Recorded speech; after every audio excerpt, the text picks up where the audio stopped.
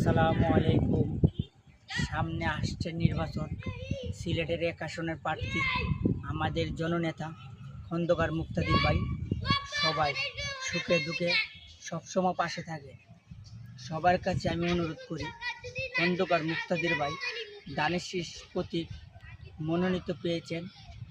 সবাই চাই মুক্তাদির ভাইকে ভোট দিয়ে জয়যুক্ত করতে। খন্দকার মুক্তাদির ভাই খুব একজন ভালো মনের মানুষ। সুখে দুঃখে সবসময় মানুষের, গরিব দুঃখে মানুষের পাশে থাকে।